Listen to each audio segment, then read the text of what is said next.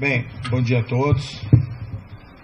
Quero cumprimentar aqui não só os jornalistas, o pessoal da imprensa, mas especialmente aqui o pessoal do Ministério da Justiça e Segurança Pública aqui presente.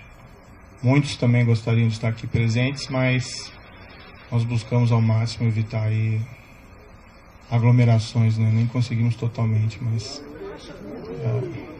enfim.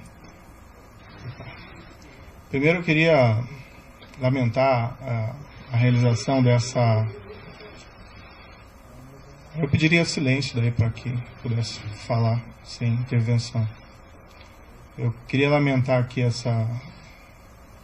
esse evento na data de hoje. Nós estamos passando por uma pandemia, né, do Covid-19. Ontem, uma informação lamentável de 407 óbitos, 3.313 óbitos no total. Então, durante essa pandemia, infelizmente, tendo que realizar esse evento, busquei ao máximo evitar que isso acontecesse, mas foi inevitável. Então, peço a compreensão de todos pela circunstância adversa, mas não foi por minha opção. Antes de entrar no assunto específico, eu queria fazer só algumas reflexões gerais para poder justificar minhas decisões. Antes de assumir o cargo de Ministro da Justiça e Segurança Pública, eu fui juiz federal por 22 anos, tive diversos casos criminais relevantes e desde 2014, em particular, nós tivemos a Operação Lava Jato, que mudou o patamar de combate à corrupção no país. É claro que existe muito ainda a ser feito, mas aquela grande corrupção, que em geral era impune, esse cenário foi modificado. Isso foi um trabalho do Judiciário, do Ministério Público, de outros órgãos, e na parte da investigação, principalmente aí da Polícia Federal.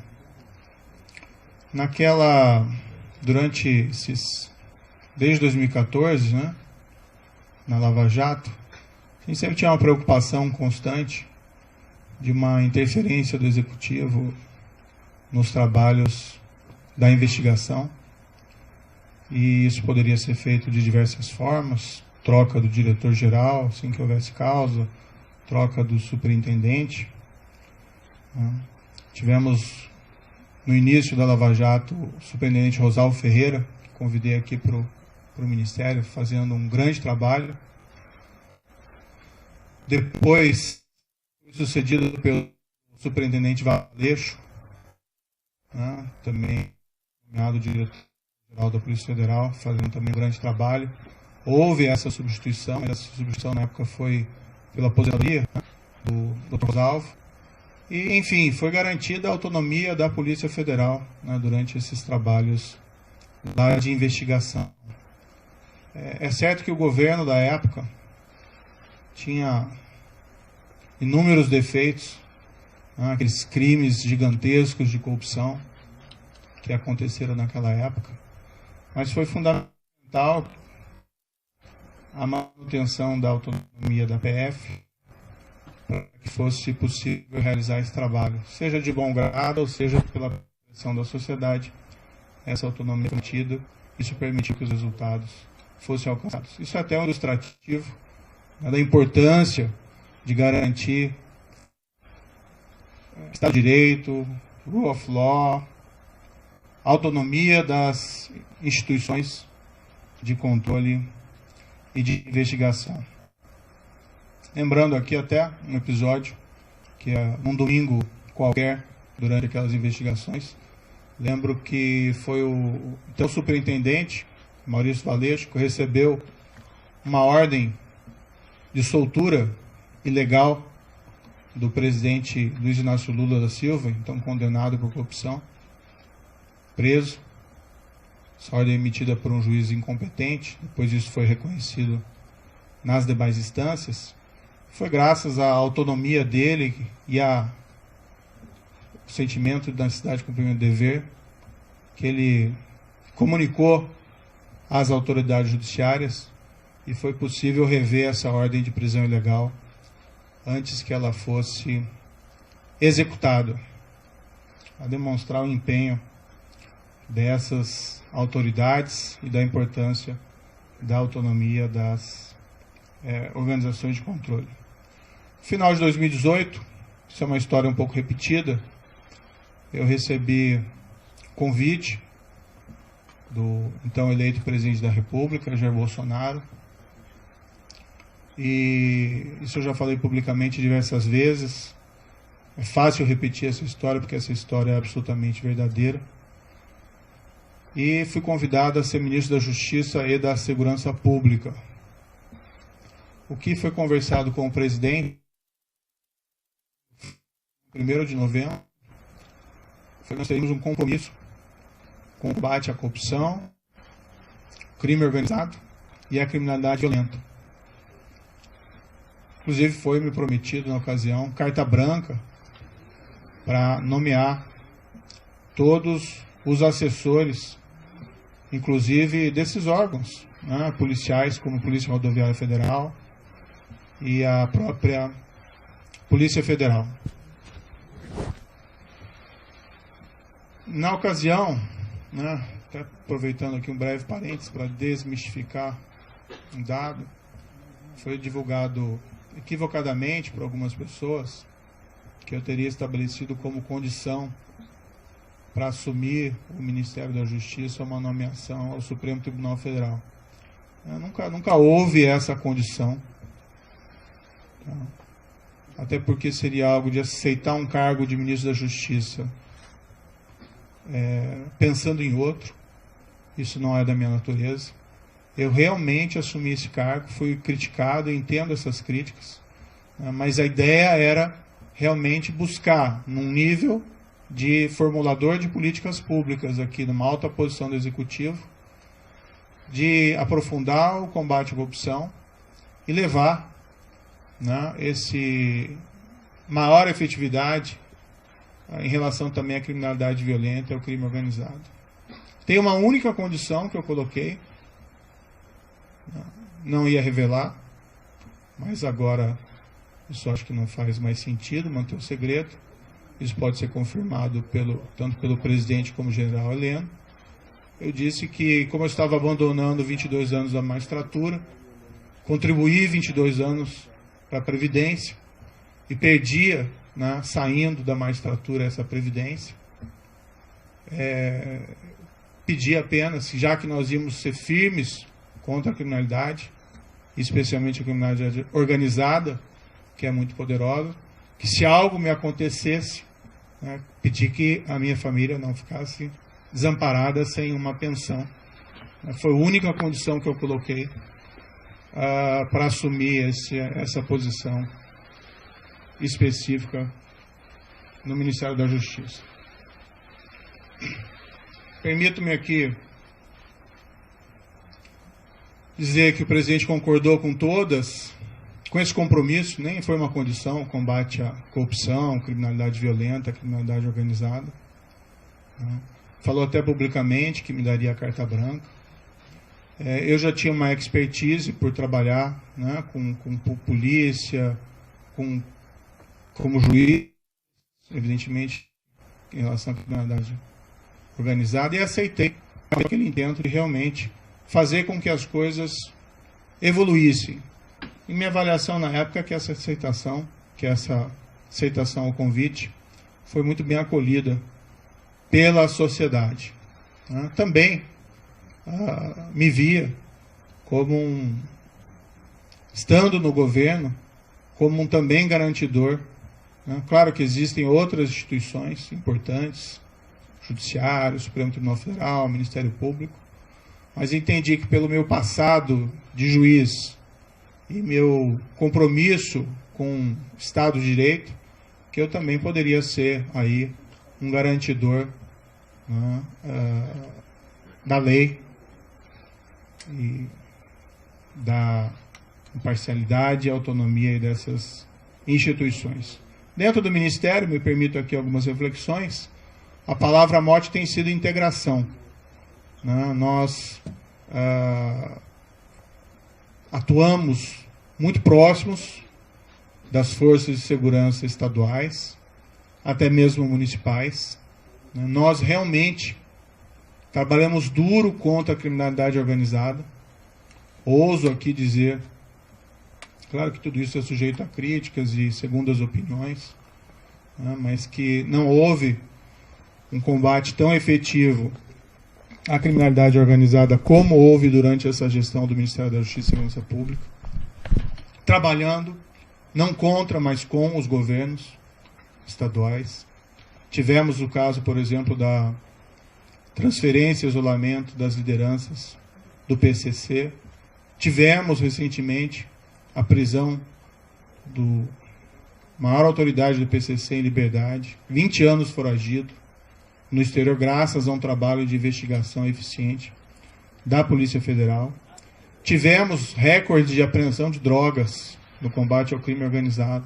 Isso é importante, tirar droga das ruas, a cocaína, a maconha. Isso feito pela Polícia Federal, isso feito pela Polícia Rodoviária Federal, também um belíssimo trabalho aqui desenvolvido, pela Força Nacional nos locais em que ela atuou.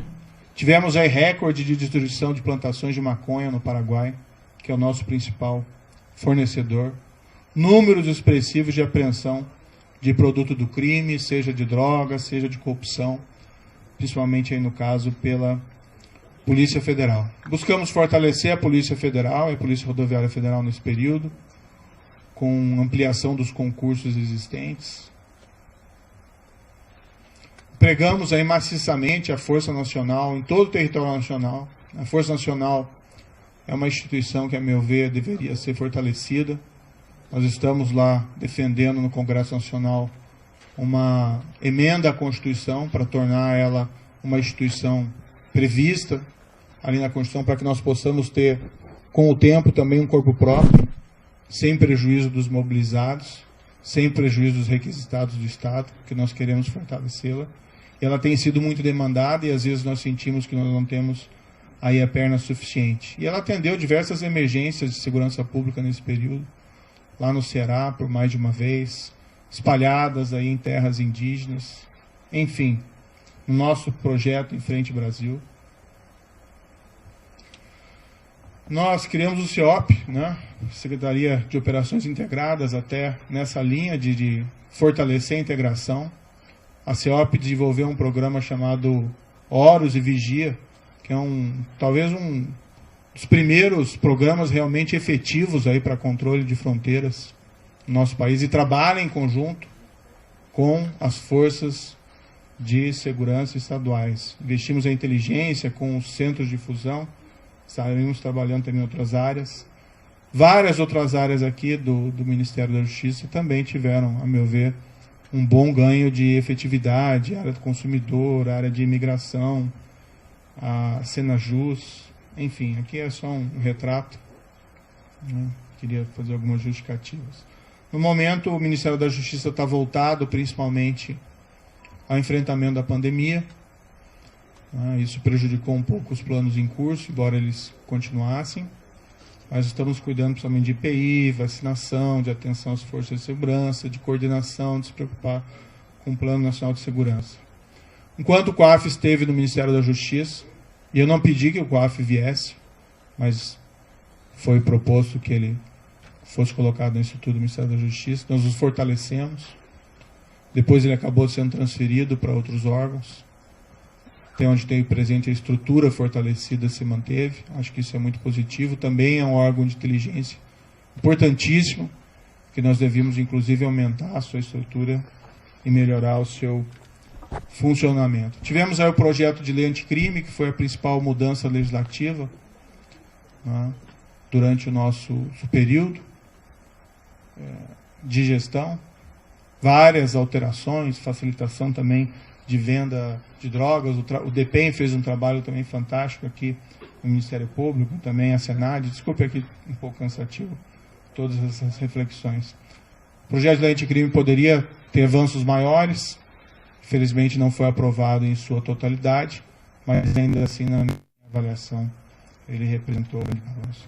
Eu lembro aqui, num dos primeiros projetos que nós fizemos no Ministério da Justiça, logo no início, foi uma campanha motivacional, né, para os servidores.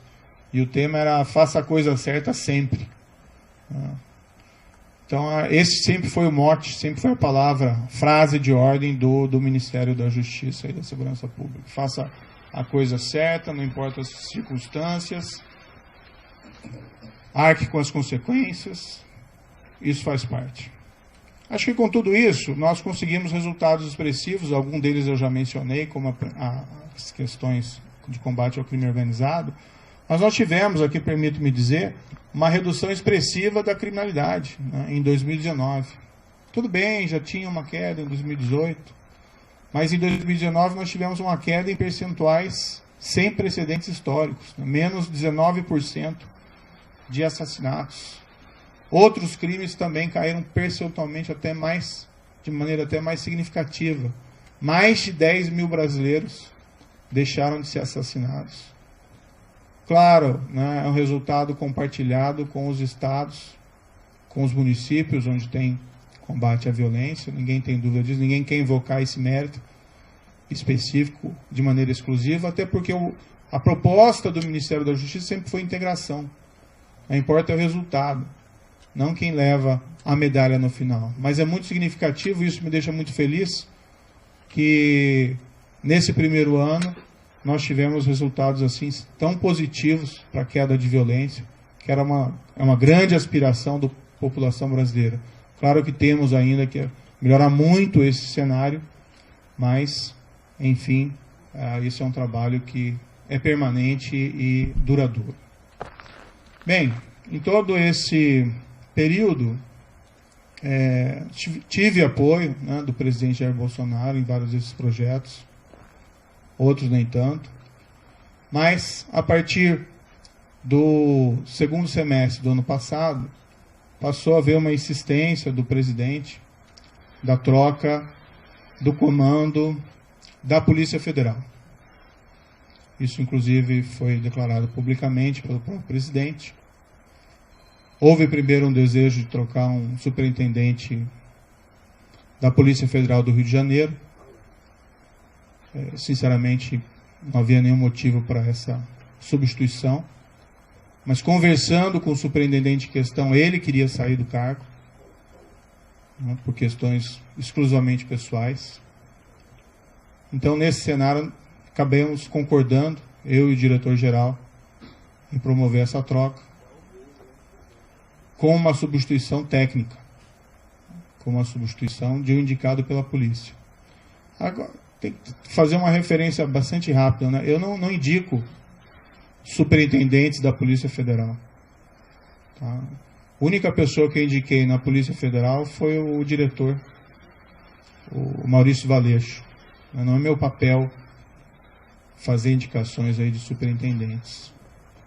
E assim tem sido no Ministério como um todo. Eu sempre tenho solicitado, dado autonomia, né, ao pessoal que trabalha comigo, a palavra certa não é subordinado, é equipe, para que eles façam as melhores escolhas, né? Assim se valoriza aí os subordinados, desculpe, a equipe, e as escolhas técnicas, né? Eu tinha notícia quando eu assumi aqui o Ministério da Justiça, de que pelo menos havia rumores de que a Polícia Rodoviária Federal tinha algumas superintendências e indicações políticas. Eu escolhi o diretor-geral, Adriano Furtado, que está aqui presente. Ele pode ser testemunhar o que eu disse para ele na ocasião, que eu falei, escolha tecnicamente, né? O que não é aceitável de maneira nenhuma são essas indicações políticas. Claro que às vezes existem indicações positivas, mas quando se começa a preencher esses cargos técnicos, principalmente de polícia, por questões político-partidárias, realmente o resultado não é bom para a corporação, inclusive. O presidente, no entanto, passou a insistir também na troca do diretor-geral. O que eu sempre disse ao presidente? Presidente, eu não tenho nenhum problema em trocar o diretor-geral da Polícia Federal, mas eu preciso de uma causa. E uma causa normalmente relacionada há uma insuficiência de desempenho, um erro grave. No entanto, o que eu vi, né, durante todo esse período, e até pelo histórico do próprio diretor-geral, que é um trabalho bem feito. Né?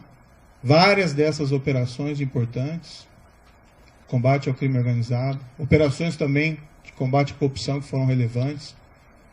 Poderiam ter até mais operações, né? Mas normalmente essas operações elas maturam durante algum tempo. E ano passado, em particular, nós ficamos aí 4 meses sem poder movimentar inquéritos envolvendo lavagem de dinheiro, né, por uma decisão judicial. Isso também prejudicou um pouco os trabalhos. Mas o trabalho vinha sendo feito e até a queda dessas estatísticas criminais é um indicador relevante de que o trabalho estava sendo positivo.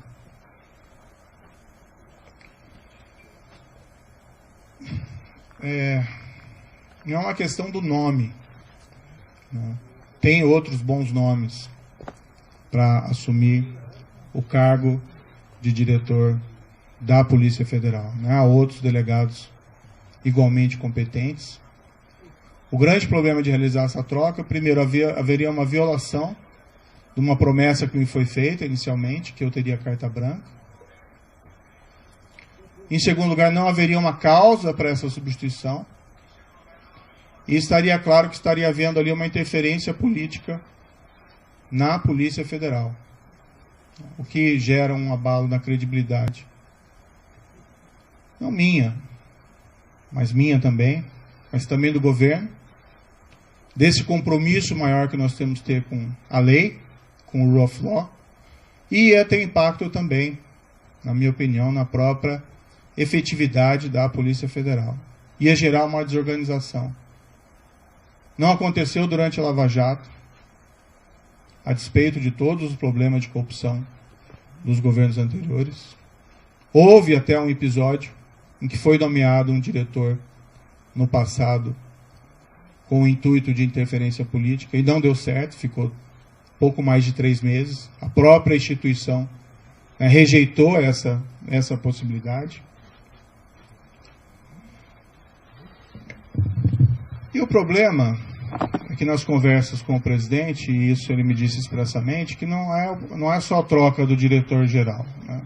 Haveria também a intenção de trocar superintendentes, novamente o superintendente do Rio de Janeiro,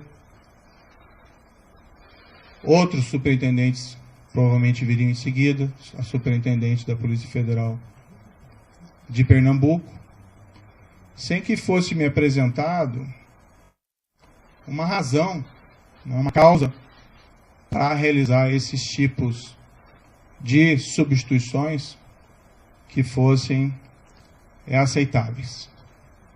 Dialoguei muito tempo com o presidente, busquei postergar essa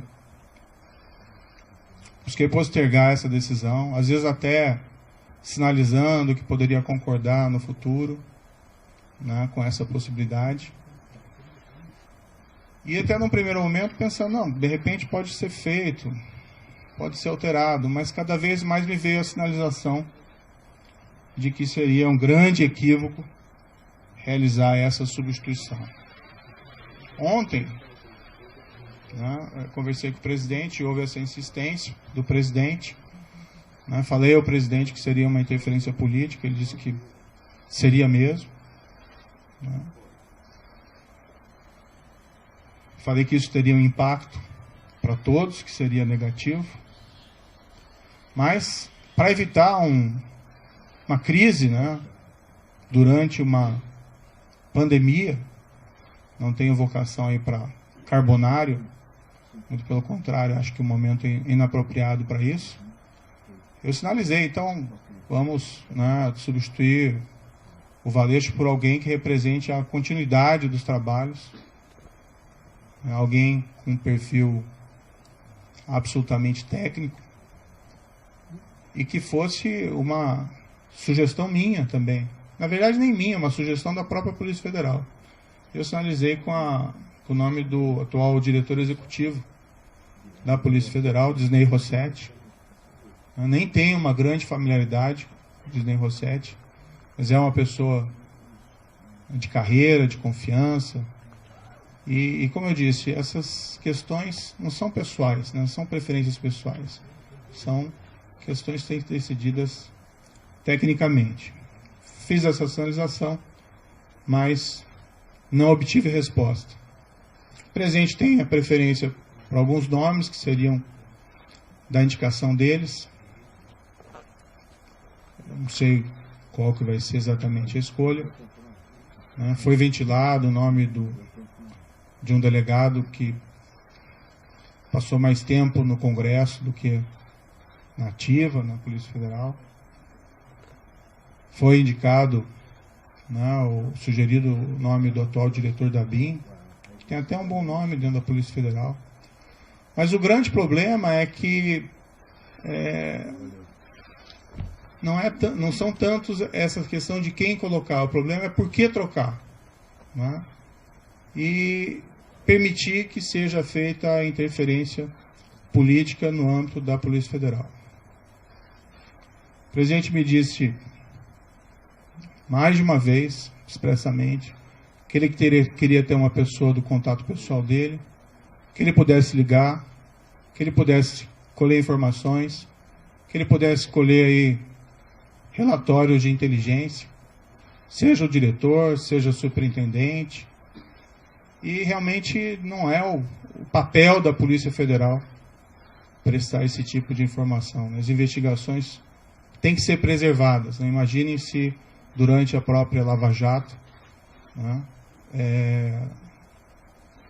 o ministro, o diretor-geral, o presidente, então presidente Dilma, o ex-presidente Luiz ficassem ligando para o superintendente em Curitiba para colher informações sobre as investigações em andamento. Então, a autonomia da Polícia Federal, como um respeito aí à autonomia da aplicação da lei, seja a quem for, isso é um valor fundamental que nós temos que preservar dentro de um Estado de Direito. O presidente me disse isso expressamente, ele pode ou não confirmar essas questões, mas, enfim, é algo que realmente eu não entendi apropriado. Então, o grande problema não é quem entra, mas por que alguém entra. E se esse alguém, sendo da corporação, aceitando substituição do atual diretor-geral, com o impacto que isso vai ter na corporação, não conseguiu dizer não para o presidente uma proposta dessa espécie, eu fico na dúvida se vai conseguir dizer não em relação a outros temas. Há uma possibilidade que se afirme que o Maurício Valeixo gostaria de sair, mas isso não é totalmente verdadeiro. O ápice da carreira de qualquer policial federal, delegado da Polícia Federal, é a direção-geral da Polícia Federal. E ele entrou com uma missão. Claro que, depois de tantas pressões para que ele saísse, ele de fato até manifestou a mim: olha, talvez seja melhor eu sair para diminuir essa cisma e nós conseguimos realizar uma substituição aqui adequada. Eu sairia para uma adjudância ou para outro cargo. Mas nunca isso voluntariamente, sim decorrente dessa pressão, que a meu ver não é aí apropriado. E o grande problema, uma substituição que seja orientada aí por causas que possam ser sustentadas, não haveria aí nenhum problema específico. O presidente também me informou que tinha preocupação com inquéritos em curso no Supremo Tribunal Federal e que a troca também seria oportuna da Polícia Federal por esse motivo. Também não é uma razão que justifique a substituição, até algo que gera uma grande preocupação. Enfim, eu, né, sinto que eu tenho o dever de tentar proteger a instituição, a Polícia Federal.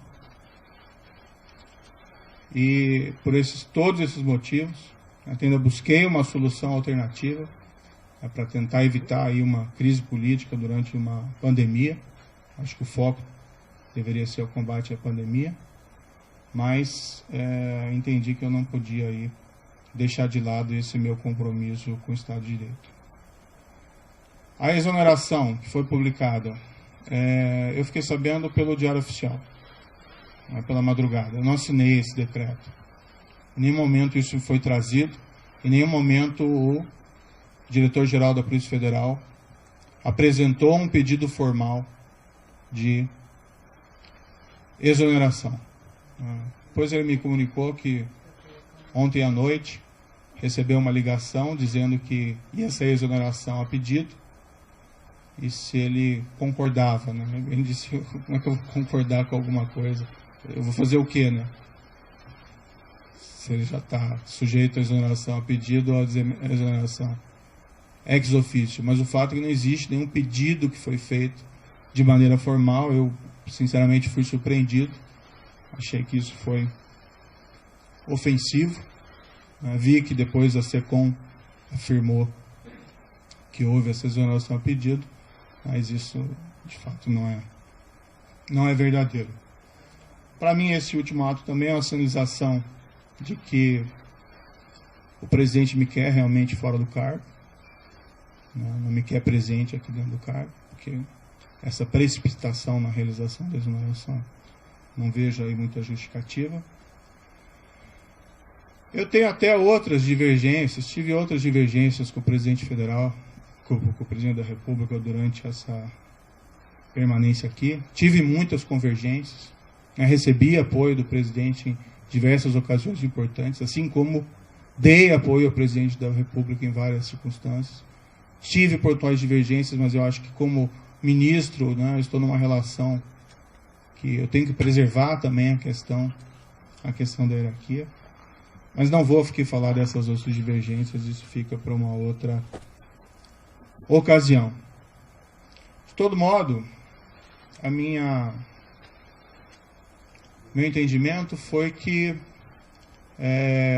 eu não tinha como aceitar essa substituição. Há uma questão envolvida também da minha biografia como juiz, de respeito à lei, ao Estado de Direito, à impessoalidade, né, no trato das coisas com o governo. E eu vivenciei isso durante a Lava Jato. Né, seria ali um tiro da Lava Jato se houvesse substituição de delegados, superintendentes naquela ocasião. Então eu não me senti confortável. Tenho que preservar, né, a minha biografia, mas acima de tudo eu tenho que preservar o compromisso, que foi o compromisso que eu assumi inicialmente com o próprio presidente, que nós seríamos aí firmes no combate à corrupção, crime organizado e criminalidade violenta. E um pressuposto necessário para isso, né, é que nós temos que garantir aí o respeito à lei, a própria autonomia da Polícia Federal contra interferências políticas. Certo, o presidente indica, ele tem essa competência, ele indica o diretor-geral, mas ele assumiu um compromisso comigo inicial de que seria uma escolha técnica, que eu faria essa escolha, e o trabalho vem sendo realizado. Poderia ser alterado o diretor-geral, desde que eu tivesse uma causa consistente. Não tendo uma causa consistente e percebendo que essa interferência política pode levar a relações impróprias entre o diretor-geral, entre os superintendentes, com o presidente da República, é algo que realmente eu não posso concordar.